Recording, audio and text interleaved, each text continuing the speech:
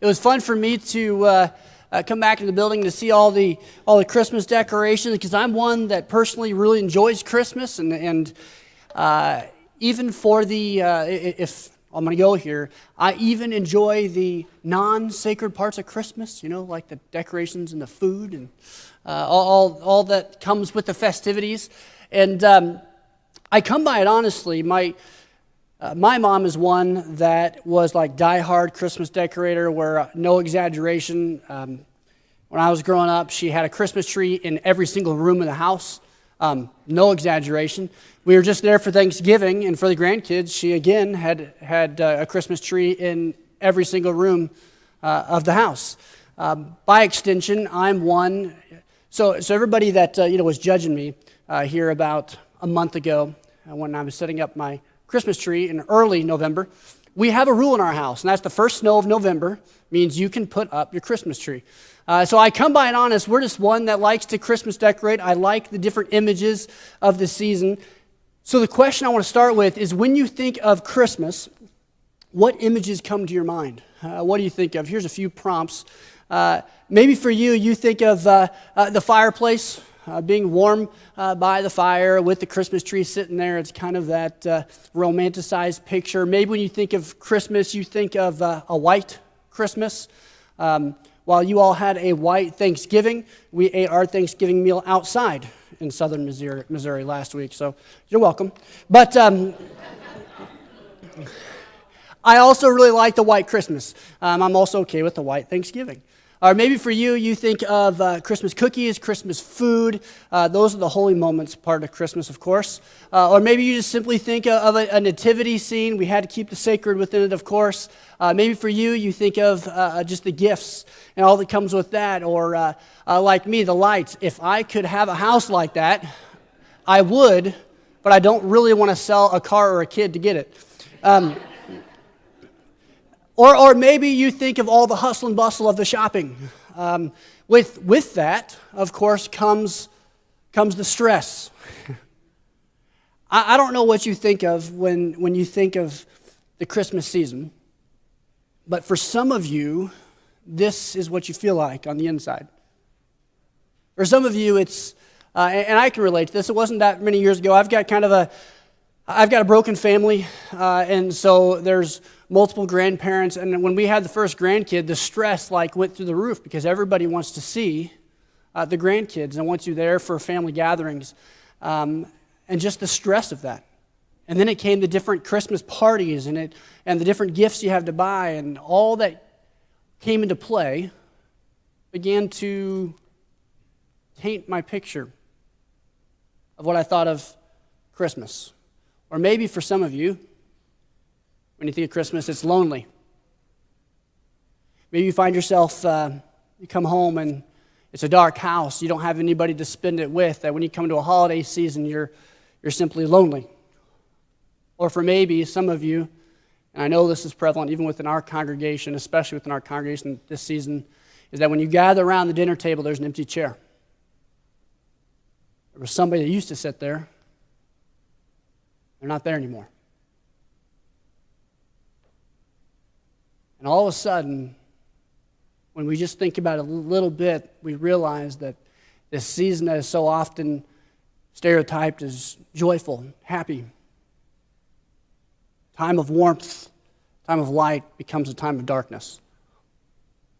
There's this hint of darkness, and sometimes it's not a hint, that kind of hovers over the Christmas season. And maybe simply it just feels broken to you. The reality is there are many people that the holiday season is not a time of joy, but it's a time of darkness. There's an empty chair, there's a new illness, there's a new diagnosis, there's broken relationships, and there's this darkness that hovers, and at times it can even be overwhelming. When other people are asking, what are you thankful for? What do you want for Christmas? Maybe you're asking questions like this: why did this have to happen to me? What did I do? Where's the good? Is it always going to be this way? And I know that even for our church family, we've had a whole lot take place, a whole lot of darkness that has come into play over the last however many months. And that this particular Christmas season, maybe for you, feels especially dark. Maybe it's been for a number of seasons. Well, we're entering into a series, and we did it on purpose, where we're not going to walk through the biblical narrative of the wise men and the shepherds and just the manger scene. That's not really where we're going this year. We're certainly going to talk about the hope that comes with Christmas, but what we want to acknowledge is what many people are experiencing this time of year, and that's darkness. It's hurt, it's pain, it's suffering. It's crisis. And what we want to remind you is that there is hope in the dark. And that's ultimately what the Christmas season should be all about.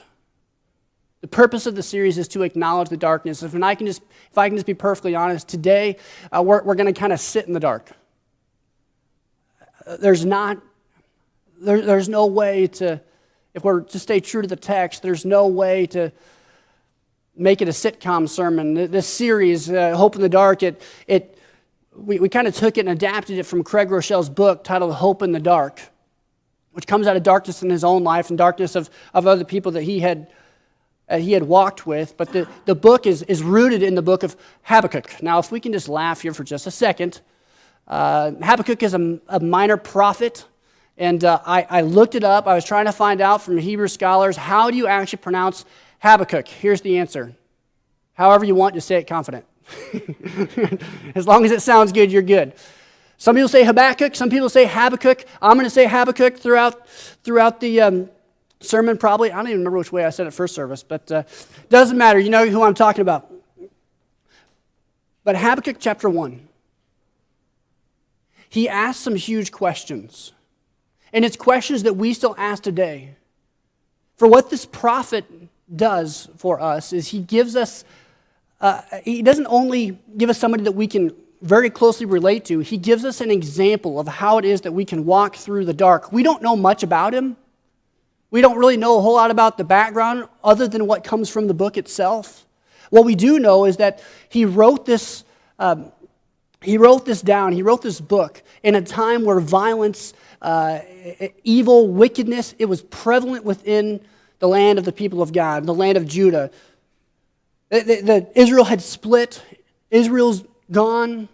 Only Judah is left. Josiah was a good king who kind of brought reform to the land. All was looking pretty well until Josiah died, and Jehoiakim came in as an evil king and basically just flipped it all around. It became the land became full of idolatry, wickedness, violence, people doing whatever was right within their own eyes. And this is the context that Habakkuk is going to begin to ask some questions.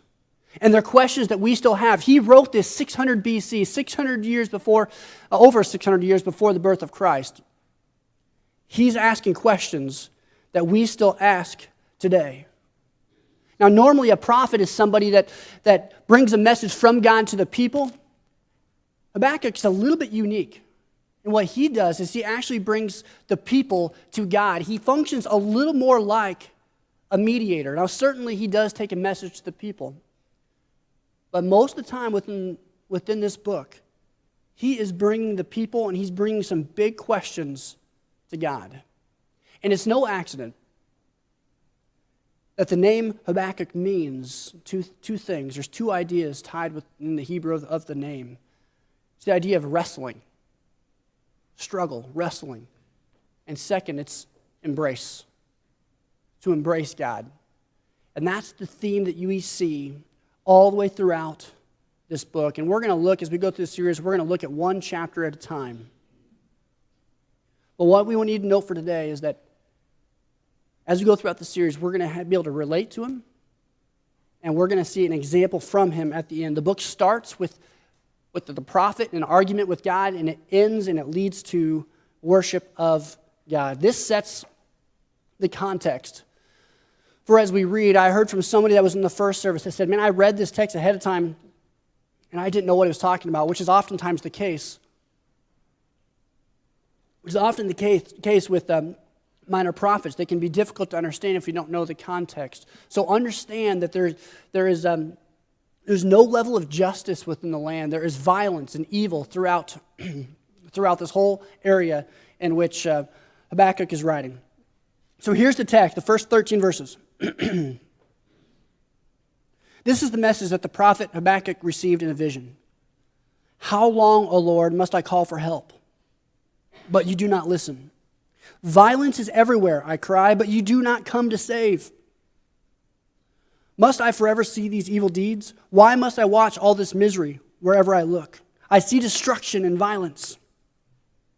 I'm surrounded by people who love to argue and fight. The law has become paralyzed, and there is no justice in the courts. The wicked far outnumber the righteous, so that justice has become perverted. Then God says, look around at the nations, look and be amazed, for I am doing something in your own day, something you wouldn't believe even if someone told you about it. I am raising up the Babylonians, a cruel and violent people. They will march across the world and conquer other lands. They are notorious for their cruelty and do whatever they like. Their horses are swifter than cheetahs and fiercer than wolves at dusk. Their charioteers charge from far away. Like eagles, they swoop down to devour their prey. On they come, all bent on violence. Their hordes advance like a desert wind, sweeping captives ahead of them like sand. They scoff at kings and princes and scorn all their fortresses. They simply pile ramps of earth against their walls and capture them. They sweep past like the wind and are gone, but they are deeply guilty, for their own strength is their God. O Lord my God, says Habakkuk, my Holy One, you who are eternal, surely you do not plan to wipe us out. O Lord, our rock, you have sent these Babylonians to correct us, to punish us for our many sins. But you are pure and cannot stand the sight of evil. Will you wink at their treachery? Should you be silent while the wicked swallow up people more righteous than they? While it can be complicated to read text like this and difficult to understand what they're saying, there's a high probability that you can empathize with this prophet. For what he was in a state of wonder. I don't mean like awe and wonder. What I mean is he was in a state of wondering. He was asking questions like, God, where are you? There's so much evil and prevalence. God, where are you? So what we can see a few things from this passage, but one thing that's really clear is that Habakkuk wondered about the broken world. It's no surprise to us that the world is unfair. The world is broken. It's not as God intended it. Hasn't been. This is Genesis chapter 3. Violence is everywhere. Why? The questions are asking, why do I have to see all these evil things, says Habakkuk. Why do I have to keep seeing all of this misery? In verse 3 it says, wherever I look, I see destruction and violence. I'm surrounded by people who love to argue and fight. Can you relate to the questions? I think probably we can. Violence everywhere, evil, misery. It doesn't take very long to turn on the news and say, I'm surrounded by people who love to argue and fight. We can relate to these questions. Questions like this: why is there so much evil? Why is there so much suffering? Why is there disease? Why is there so much pain? Why do children suffer? Why is there so much corruption? Unless you live in denial, you can see the same issues.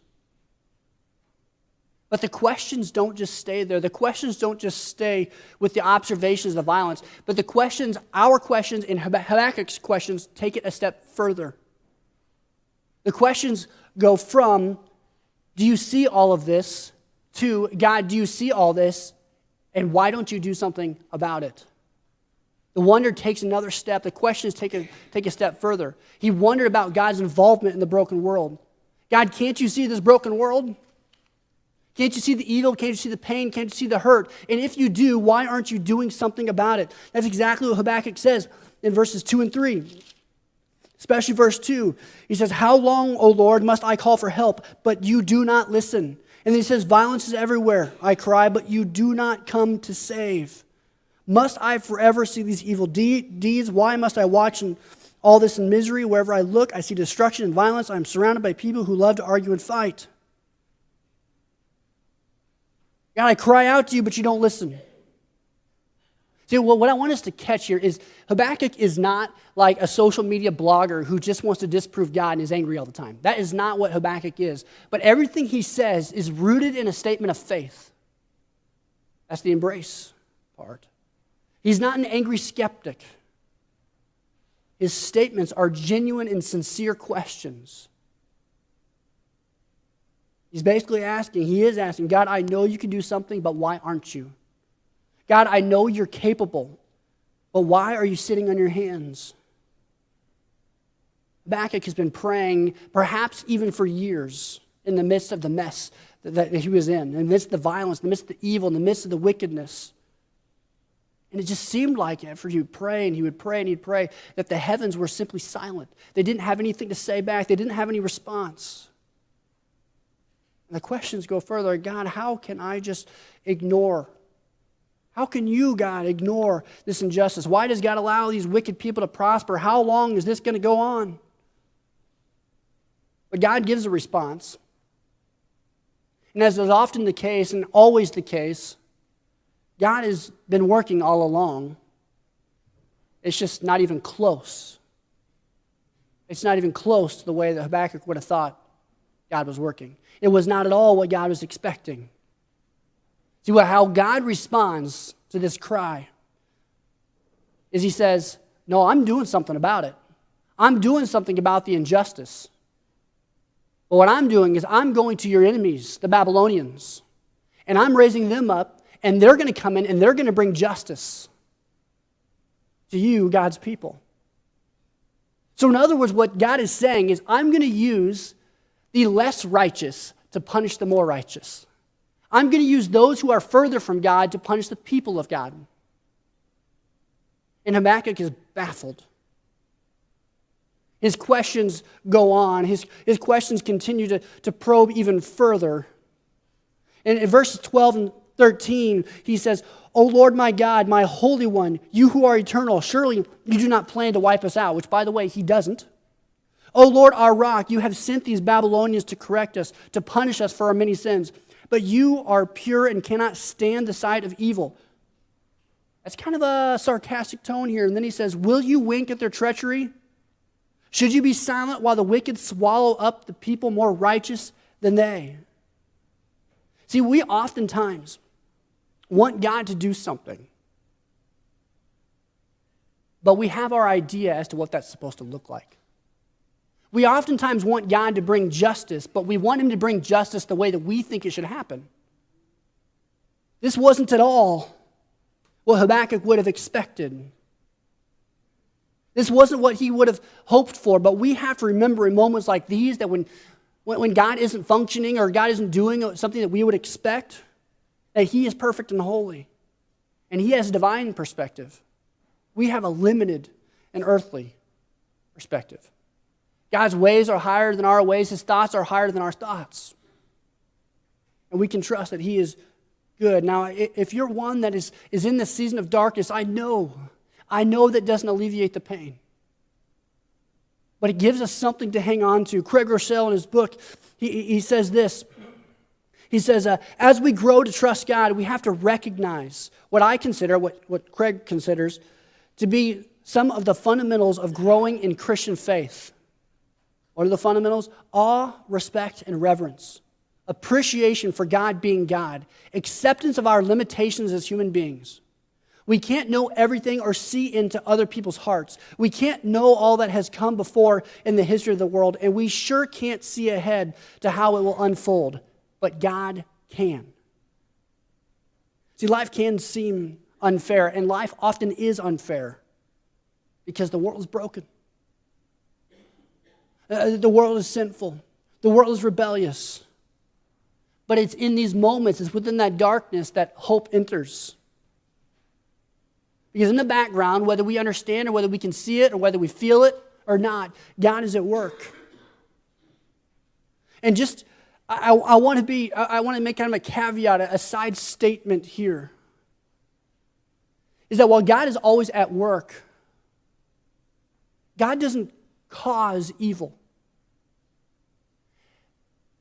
And if I can just be maybe even somewhat trite and Groeschel mentions it in the book. If you want to buy it yourself and read it, it's good stuff. But so often, Christians will throw out statements that they think they have, and they do have good intentions, but they'll throw out things that offer no comfort at all to someone who's in darkness.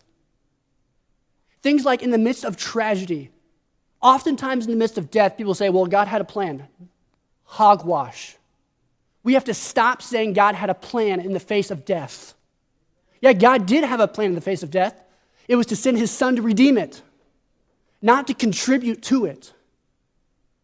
Jesus laid at the tomb of his friends, at the foot of his friend's tomb, and he mourned and he wept because death was not a part of God's plan. Now, to be clear, Romans chapter 8 does say God will work out good even in the worst of situations, but God does not cause those situations to happen. We've got to be very careful in the words that we choose when we're trying to bring comfort. We can't have trite statements. We can't throw out something like we know exactly what we're saying. There are times in our darkest hours we simply don't understand, and like Habakkuk, we just cry out to God saying, God, why? We can't throw out these little sometimes we just want bumper sticker Christianity. And can I just say, if it can fit on a bumper sticker, it's probably not a very good statement. We've got to really wrestle. As we're going to see, Habakkuk gives us an example. And see, Jesus came to defeat death. Jesus himself entered into the world that was unfair, broken. And Craig Rochelle, he says, not only is life unfair, but in this case, God is unfair. To be clear, he's never unfair according to his standards, but he's certainly unfair according to ours. And that's good news for us. Because if he were fair according to our understanding, then none of us would stand a chance. Any discussion of how pain and suffering fit into God's scheme ultimately leads back to the cross. See, the cross is the hope in the dark. And it's going to be 600 years later. We have 500 years of silence. You think that God's people, the people of Israel, were wondering, they're in captivity, where are you, God? I thought we were the chosen people. I thought we were going to be wasn't there going to be like this big moment? Weren't we going to be the people? Weren't we going to be the bee's knees? And there's 500 years of silence. And after that 500 years comes a baby in a cradle, which will lead to a cross. The baby had a mission. And it was to defeat sin. It was to defeat death on the cross. In our greatest times of pain, our greatest times of need, when we stand at a grave, when we stand at the diagnosis, when we can't understand our situations, really comes a deep down question deep within our hearts that we've got to wrestle with, not as a trite answer, not as something that we just kind of passively, no, deep down, in the darkest moments, we've got to ask ourselves this question. It's in these moments, do I really believe the gospel? Do I really believe the gospel? And it's in those moments that the wrestling begins. And it's here that we begin to see a great example from Habakkuk, who's asking these questions, who's been praying, who seems like heaven is silent, and the answer that he gets doesn't seem to alleviate his pain, but actually to contribute to it. Oh yeah, I'm going to do something, says God, but I'm going to raise up your enemies. So Habakkuk has some choices here, and he offers us a great example. In the midst of the darkness, what does Habakkuk do? He openly wrestles with God, and he embraces him in the process. He openly expresses his frustration. He expresses his hurt. He expresses his pain. He shares his doubts. He shares his concerns, and simultaneously, he embraces. Listen to verse 12 and 13 once again, and just hear where he wrestles and where he embraces, whether he understands or not. O Lord my God, my Holy One, you who are eternal, he embraces. That's who God is. Surely you do not plan to wipe us out. O Lord our rock, he embraces. You have sent us these Babylonians to correct us. He's beginning to wrestle, to punish us for many sins. But you are pure and evil and cannot stand the sight of evil. He's getting a little sarcastic. Will you wink at their treachery? He wrestles. Should you be silent while the wicked swallow up people more righteous than they? He wrestles. Habakkuk gives us an example that in the time that we are wandering, in the hours of our darkness, he embraces and he wrestles with God. Remember, he's not opposing God. He's not a skeptic. He's just being real. He's expressing real concern, and yet he's still embracing. He's still choosing to hang on to what he knows about God. And God doesn't rebuke Habakkuk for these questions. He doesn't rebuke Habakkuk for his Habakkuk is practically yelling, God, what are you doing? Why are you functioning this way? That's not how I would do it. What are you thinking? God doesn't rebuke him. Rather, we have plenty of examples of this idea of wrestling, of sharing our concerns with God. In fact, 1/3 of the Psalms are Psalms of people that are expressing their frustration, their pain, their anger with people. It's okay to express your concerns to God. It's not unfaithful to express that you're struggling. And so often we just want to kind of cover it up and just pretend like everything's okay, pretend like things are all good.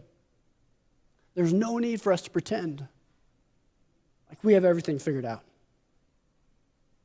And when we cry out to God, when we express our concerns, really what we're doing is we're asking God to reconcile what we see with what we believe.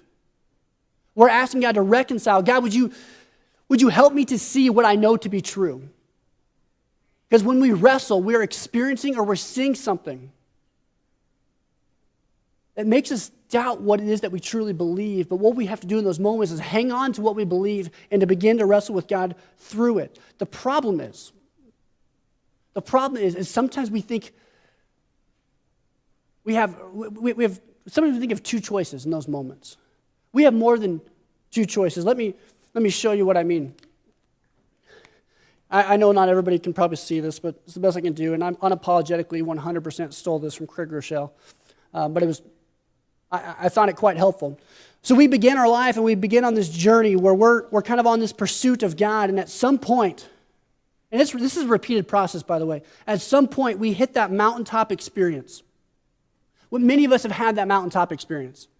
Whether that experience is a conference, a convention, it's the first time you begin to follow Jesus, whether it's a retreat, whatever it is, you've had that mountaintop experience where you feel like you're standing there right next to God. You're on fire. But you also know, if you've had that experience, that you want it to last forever, but it doesn't. You know that there's this spiritual high, there's this great mountaintop experience, and when you get home from whatever that is, or that you're in that moment, you want it to last forever, but it doesn't. Maybe you get home and life just begins to happen a little bit, and the trajectory just kind of begins to go down. You begin to feel a little bit stale in your faith. Maybe some old temptation comes back, whatever the case may be. And then comes a moment. And we'll call the moment what Henry Blackaby calls a crisis of belief. And when we hit that moment of crisis of belief, those are moments like you have somebody that you looked up to. You have somebody that was an example, maybe they're a role model, and they fell to some moral failure. And you begin to question your beliefs. Maybe you get a diagnosis, or a loved one gets a diagnosis, and you begin to have a crisis of belief. Maybe relationships begin to crumble, and it's in those moments that you have a crisis of belief. You have some sort of situation that just feels like it halts your growth, your relationship with God, and you're just on a downward cycle.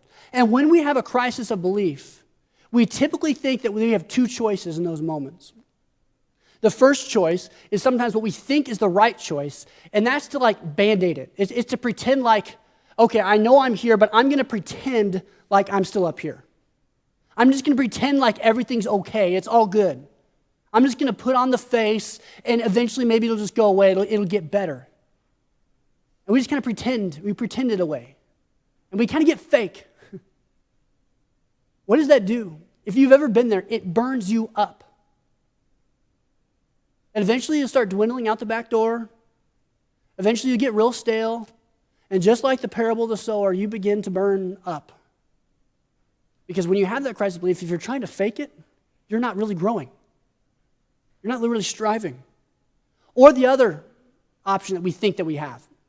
We either have to fake it, or second, we just go back to the beginning and say, well, because I want to be here and I'm stuck here, and I'm praying and I'm praying, I'm praying, I'm praying, and nothing's happening, well, apparently God's not real, I'm just going to pretend like he doesn't exist.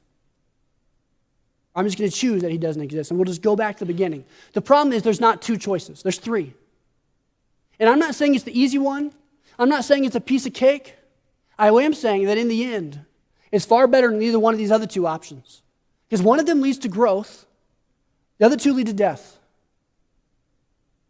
And that's beginning to wrestle. It's talking with God, it's wrestling with God, it's struggling with God, and it's choosing to embrace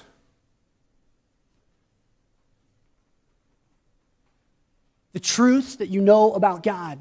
Even when you're in the midst of the darkness, you're hanging on, you're embracing it. You're wrestling, but you're embracing. You're wrestling, but you're embracing. And when you choose to wrestle and embrace, do things get better right away? No.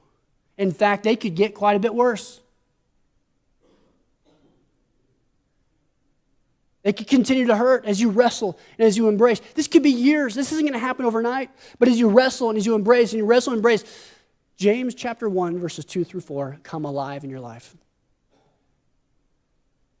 Consider it joy, my brothers and sisters, when you face trials of many kinds, because you know that the testing of your faith produces perseverance.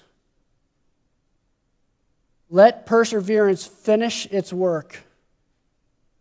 Something happens when we continue to embrace and wrestle. When we persevere. James tells us what it is. Let perseverance finish its work, so that you may be mature and complete, not lacking in anything. See, it's in the darkest hours of our life when we choose to wrestle and embrace the truths that we know, that we so easily believed here. When we realize that they're true, we believed them. We know the character of God. We know who he is. We know he's powerful. We know he's loving. Even when you don't feel like it, when we choose to embrace and wrestle and embrace and wrestle, it is through those moments of great testing of our faith, when we persevere, that God will use that to grow our faith, so that way we may be complete, lacking in nothing, and we never would have gotten here if we tried to stay here. And this is a continual cycle of our life. Now, to be clear, James isn't telling us to suck it up and press on. I don't think that's what James is saying. I don't think he's just saying, just suck it up and press on. He's reminding us that there's a bigger picture, that there's a grander story that's going around us. And that greater story, that grander tale, is even greater than the worst of trials that we're facing right now. But he's also not telling us to pretend like it doesn't exist. What he's saying is struggle, embrace, embrace, embrace, and wrestle, embrace, wrestle. Persevere. I love what Quest Study Bible says. It says, what should we do when God seems to ignore us? We should persevere in our faith and keep talking to God. We may argue, plead, and reason with God, but we must also listen, reflect, and seek wisdom about his ways. Sometimes we're simply uninformed about what God is doing. In time, if we persevere, we will be amazed at what he has done. Now, I want to be honest. If you're in that dark spot, if you're in the low spot right now, maybe what I just said doesn't offer you a whole lot of comfort. But there's a whole lot of people in this room that have been here, that are now here, that would urge you and they would encourage you, persevere, wrestle, embrace. This Christmas season, it may feel like you are completely in the dark. But there is hope in the dark. If I'm going to throw out the cliche, which I don't like any more than anybody else, there is a reason for the Christmas season. And that is the great hope that comes in the midst of the dark. We wrestle and we embrace. And in the upcoming weeks, we're certainly going to talk more about that hope, but what we need to do today, I'm convinced, knowing that there are many struggles in here in this room, knowing that there is a darkness that's hovered over a whole bunch of us, the best way we can end is in community. It's wrestling and embracing together. It's walking hand in hand. It's praying for one another. It's continuing to talk to God and walking in community. There's one family, not in this church, that I know that I can't, my mind can't wrap around it. There's one family that I know that when I took the youth ministry in my previous ministry in Iowa, that 2 youth ministers before, there was a family that had left, and after they left, they had 4 kids. Their youngest son got cancer. I don't remember how old he is, but he was young. And he fought cancer, and it looked like he beat it, but then it came back, and cancer beat him. And then shortly after that, the next oldest child, their daughter, went into a deep depression and was extremely anorexic, was hospitalized, and things was looking awfully bleak right there as well. And then within a year or 2, things looked like they were leveling out. Things looked like they were stabilizing. When I was out here in the outer foyer, it was election day, I was opening the doors, and I get a text from somebody from Iowa saying, "Hey, have you heard about this family?" I'm like, "No, what's up?" They have 4 kids, and the oldest son had taken his own life. So this Christmas season, within just a handful of years, they've gone from 4 kids to 2 kids. They have one that's battling, struggling. They're both struggling, but has had a battle in the past. There is darkness in the world that we live. There is hurt. There is pain. And it's in those moments that the questions that we begin to ask, I think Habakkuk is demonstrating, are okay to ask. It's okay to ask God, "God, why are you letting this happen?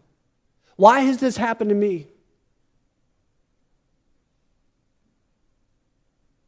And it's in those moments, Craig Rochelle says, sometimes the pain seems to yell while the hope only whispers. Sometimes the pain seems to yell while hope only whispers. The way I want to conclude today is while the worship team sings this last song of decision, maybe you just need to reflect on some words, maybe you need to read scripture, maybe you just need to sit and pray. But what I want us to do is I want us to talk with God and to walk in community. There's going to be people that spread out around the room. And if you're in that darkness, I just want you to go and find one and just share. Express it. Tell them. And then pray together in community. Maybe there's somebody sitting next to you that you know and you want to pray with them, that you've been wrestling with something. I want you to do it. I can't think of a better way to conclude because there's no sitcom ending to this. Not everything's going to turn around and be hunky-dory in 30 minutes. Habakkuk 1 is full of darkness. And we have the timeless questions that Habakkuk had. And maybe you need to even take somebody out of the room and go pray. Please do that. Maybe what you need more than anything is for the first time is you need to express whatever it is that you're struggling with. And perhaps acknowledging your doubt, like Habakkuk did, might be your first steps towards building a deeper faith in God.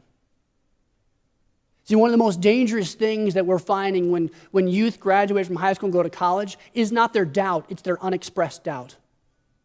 It's their unexpressed doubt. Maybe what you need today is just to kind of pull that elephant out of the closet. Pull it out and to share it. And as we will see, that happened in Habakkuk's life when we get to chapter 3. Embracing your questions made us open the door for further maturity in your faith and perhaps even more important, the knowledge of God's character. If you're living in Habakkuk chapter 1, my prayer is that today you will choose to wrestle and embrace. Keep talking to God. Keep walking in community.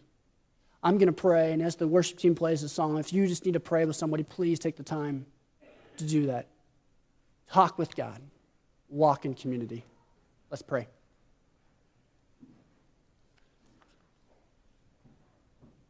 Father God, you are good.